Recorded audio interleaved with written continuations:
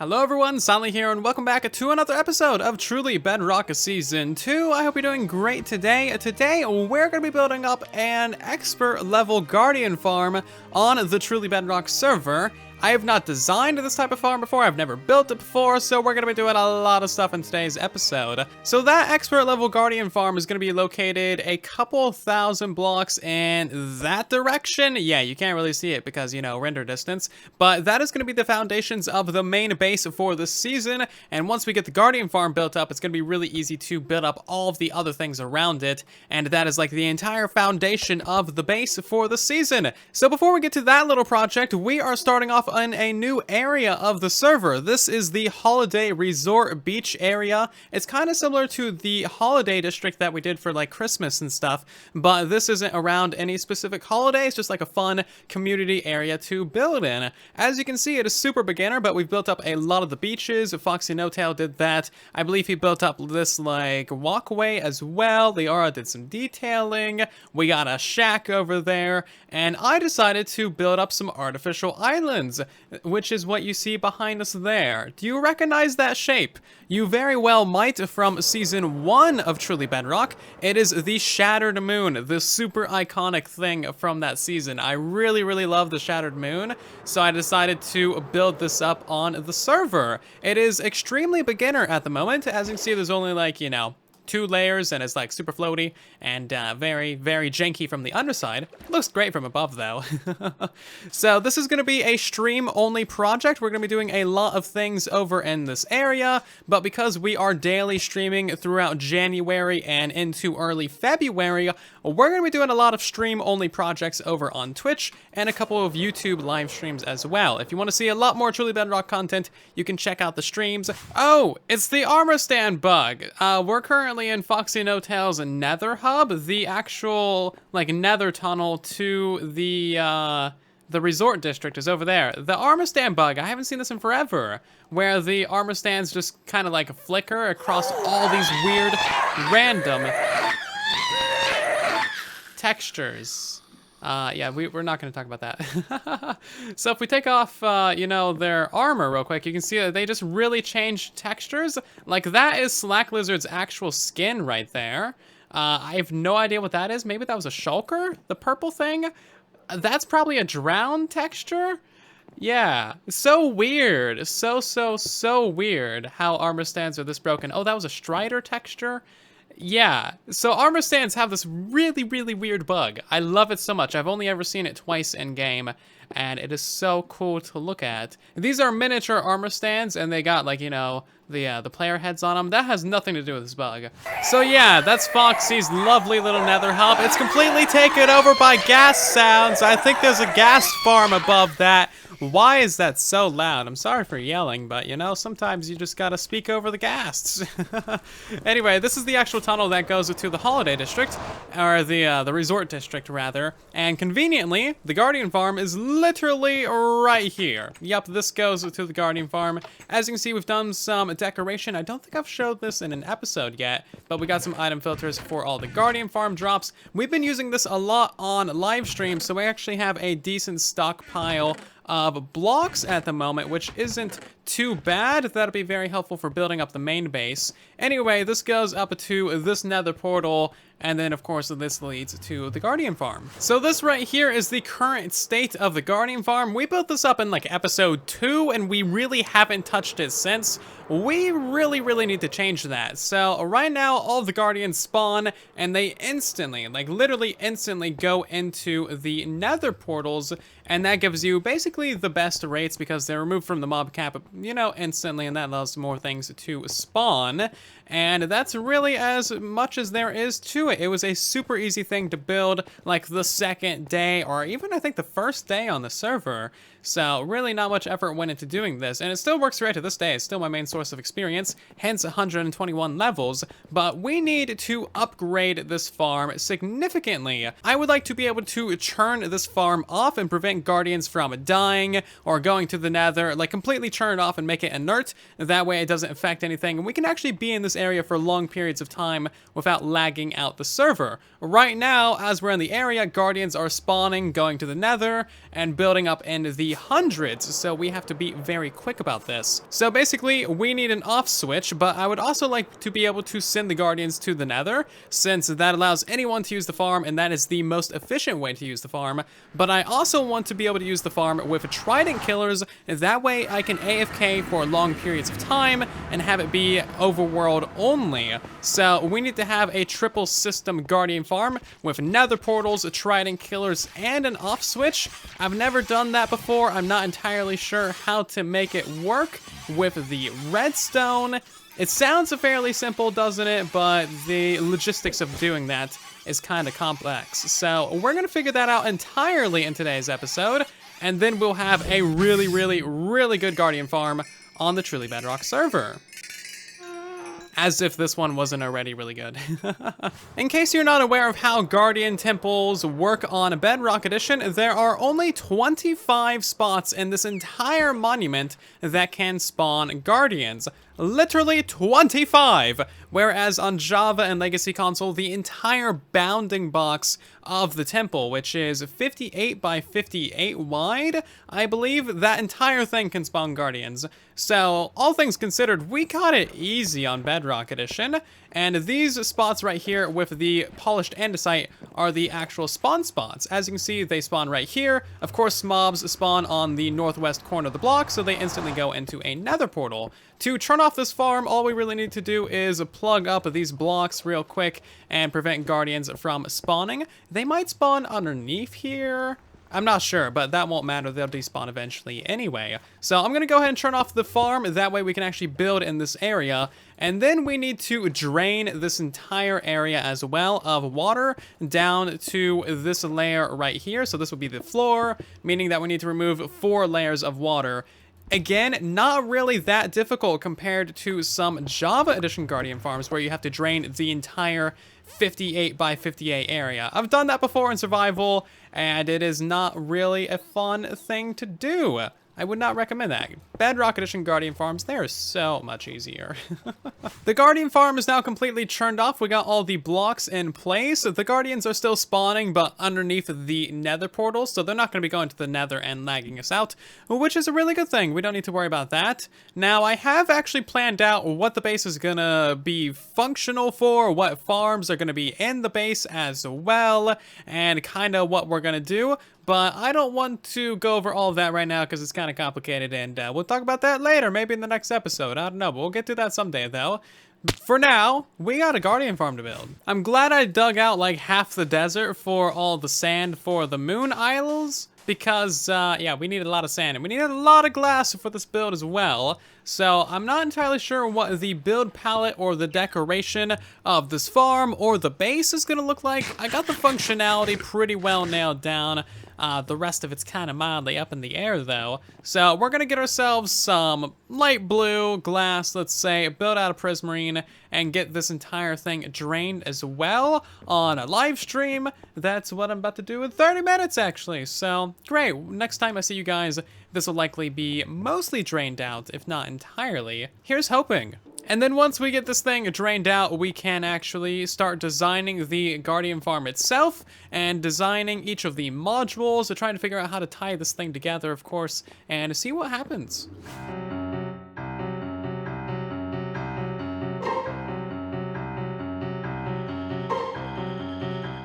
Blocks, blocks, blocks, blocks, blocks, blocks, blocks, blocks, blocks, blocks, blocks, blocks, blocks, block, block, blocks, blocks, blocks, blocks, blocks, blocks, blocks, blocks, blocks, block, glass, glass, glass, glass, glass, glass, glass, glass, glass, glass, glass, glass, glass. Actually, this is a bad idea. I'm just gonna shut up.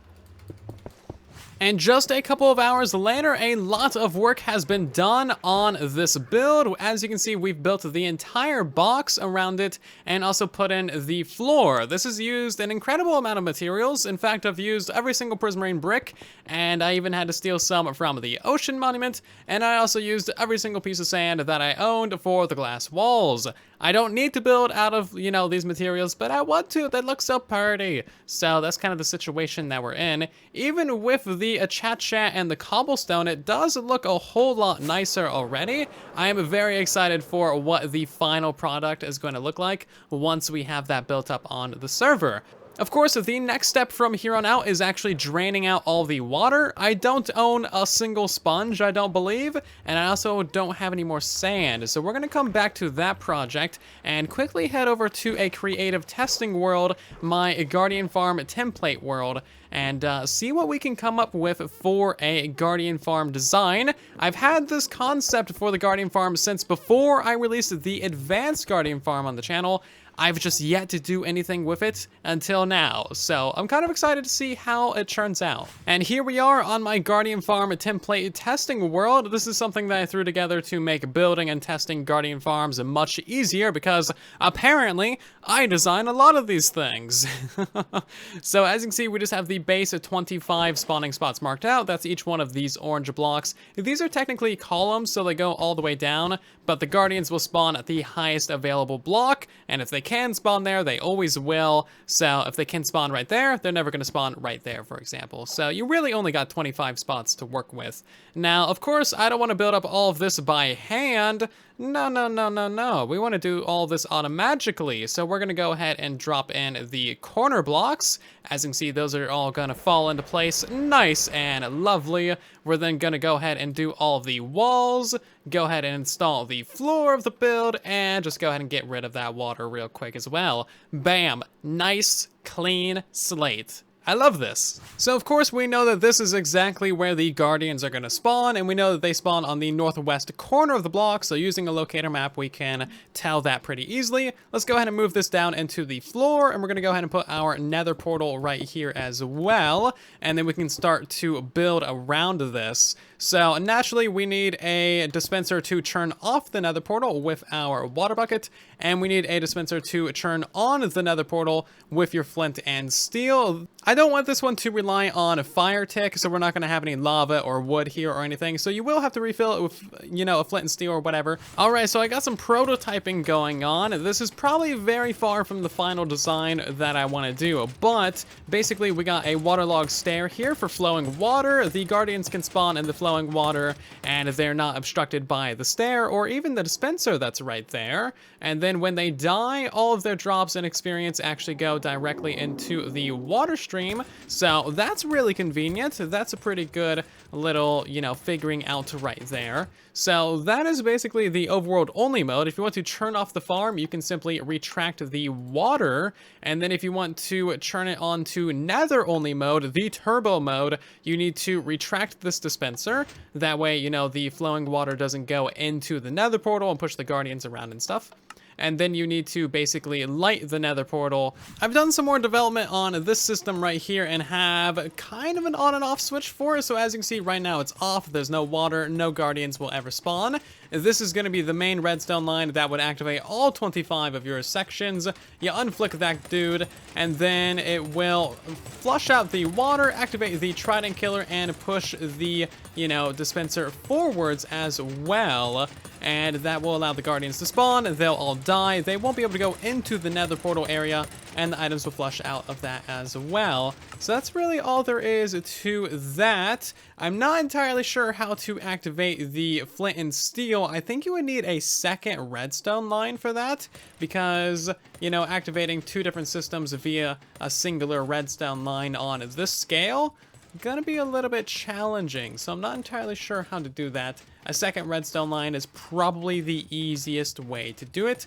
Now, I also set up a system like this one right here, where the water from the dispenser that breaks the nether portal allows the Guardians to spawn as well. As you can see, this actually works perfectly fine. They do kind of get pushed that way a little bit, but they don't really try and swim against the current. They always go into the trident killer, which is pretty much ideal. However, if the nether portal is lit, then, you know, there's no water for the Guardians to spawn in. So either way, you need two dispensers. Okay, I think I just figured out the logic of how to make this work. I had it a little bit backwards. I was going to try and have the flint and steel paired with the pushing of this dispenser right here. But really what you need to do is you need to have the water that breaks the nether portal also also be the water that spawns the guardians for the trident killer when that activates. So this water will spawn those guys, right? And then whenever this water is turned off, that will be the farm off. Your second redstone line can be activated. That is going to light the nether portal with this flint and steel. And then that is also going to dispense this water for that spawning location right there. So that, I believe, is how the redstone needs to function for this kind of system. It still requires 2 redstone lines. I'm slowly figuring out the different bits and pieces of these cells, and I just got the double activation of the water dispenser and then the pushing and pulling of it. So this is the water dispenser right here. As you can see, the nether portal is lit. We flick the lever, it breaks, the water gets extended and retracted, and then the dispenser gets pushed forward. So that is working pretty well. And of course, when it retracts, it doesn't get activated at all, so you don't have any extra water spillage. So you can go ahead and use this as many times as you want. It's honestly working pretty well. All right, I got a cell design that is finally working. It does have 2 redstone lines, as you probably assumed, but that is just fine. So going around the front side, you can see that we got the standard system for turning on the flint and steel dispenser and also dispensing the water for, you know, the nether mode. So right now, if we back up off of this thing, guardians can spawn in that water and then they will go instantly to the nether for your overclock boost mode of the guardian farm. And this allows any player in the world to use the farm and basically get the best rates, but you can only AFK in the overworld for like a minute before you gotta go to the nether. So that works pretty well. And then we can flick the lever, that'll break the nether portal, retract the water, redispense the water, and then, maybe it won't redispense the water. Okay, that's fine. So we'll turn that off, and then we'll turn that off. Right, okay, that's what you're supposed to do. So you gotta turn off the nether mode before you turn on the trident killer mode. There you go. Okay, so now it's on trident killer mode, and the guardians can spawn, and as you can see, they spawn, they get murderfied by the trident killer dude. All the drops go into the item stream. Working pretty well, if I do say so myself. I really like how this has turned out so far. And then we can go ahead and turn off the trident killer mode, water goes away, and the entire farm is completely turned off, and not a single guardian will spawn in the entire area. If we want to turn on nether mode, bam, you can turn on the nether mode. You can turn off the nether mode to retract the water. You can turn back on the trident killer mode. You can have both of them on at one time, but that kind of breaks the system. That's more of an on switch problem though than an actual circuitry problem. I did figure out a way to have this function with only a single redstone line, but it's gonna cost a lot more resources because you'd have to build, you know, this little circuit 25 times. Ultimately, 2 redstone lines is gonna be a lot cheaper, and then you just need to figure out the on switch situation. But this is basically what you would use at every individual cell. Each comparator is a different mode of the farm. You got like off, trident killer, nether mode, and then all you would do is send a pulse to your redstone line, and then as you can see, it would switch from one mode to another just fine. Of course, that adds a lot more circuitry per cell, and there's already a lot of circuitry per cell, so we kind of want to not do that. Overall, that's going to be way more expensive, yet doable. I don't think I'm ever going to do that though. I will just have 2 redstone lines. Ultimately, it's going to be a lot cheaper, a lot simpler. Anyway, that's enough redstone designing for this episode. Let's switch over to doing some stuff over here at the, you know, the actual guardian farm. TizTom is on. Hi! Oh yeah, by the way, the chicken wars are still going. We may have chickened his base. So, that's a thing. Yeah, apparently we don't like each other now. I'm sorry, TizTom. I mean, I did start this entire thing. I will see it through to the end, though. Anyway, we need to drain all the water in this area, and I don't have any sponges. Maybe TizTom has some sponges. You got any sponges? Yes, I'm borrowing from the enemy. It's fine, it's fine. Dang it, and now he's making fun of me because I can't type spongers. Spongers. He only has 3, not even joking. Ah, sadness. I can have 3 sponges for my soul or something. Half now, half later?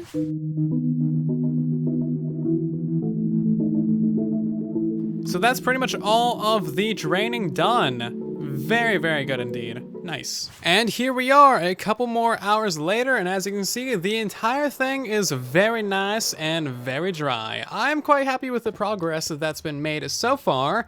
These things always take way longer than expected. I thought we would have the floor and the walls and the draining done in one live stream.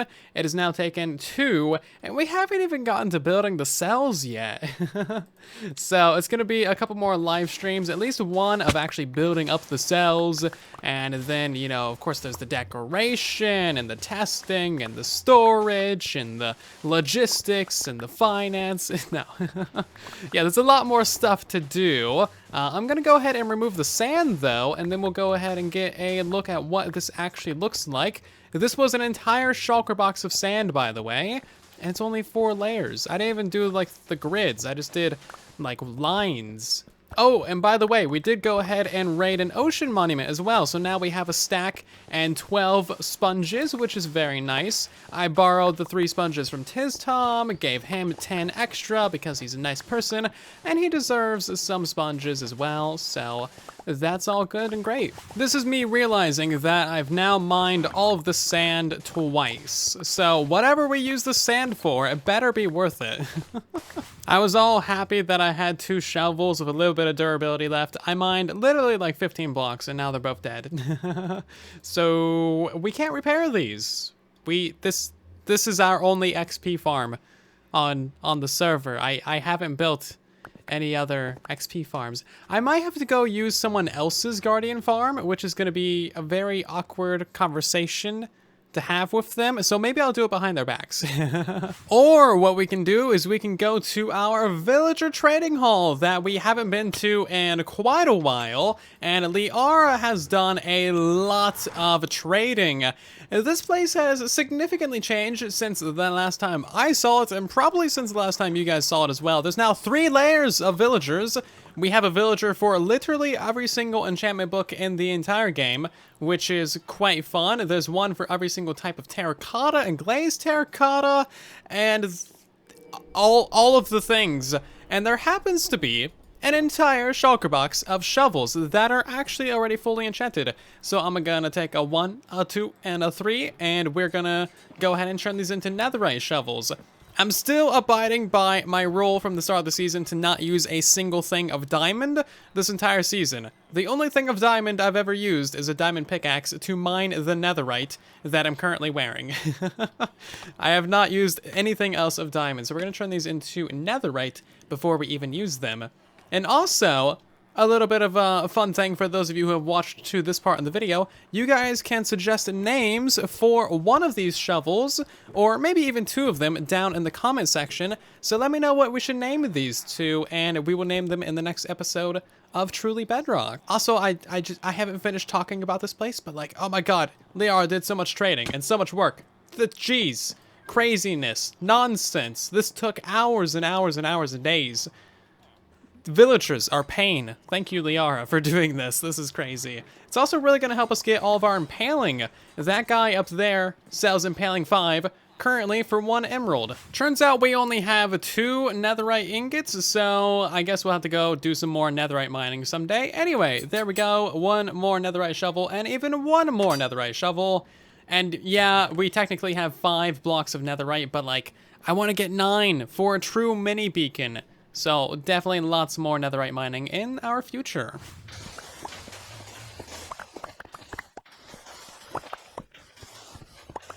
And there we go. It is completely drained of water, and we are ready to go for installing the actual farm itself. I thought that this would take way less time. I thought that this would take, like, you know, not as much time as it has taken. So, yeah, we're kind of out of time for today's episode. However, next episode, we'll have more than enough time to actually install the entirety of the farm, get it all completely up and running, instead of just building, like, you know, half of it or so today. So we got the entire groundwork laid out and installed, and now we're good to go for the final project. product. I'm really excited for this. I'm really looking forward to this type of guardian farm. I think we'll probably also be able to get like 1,000 levels.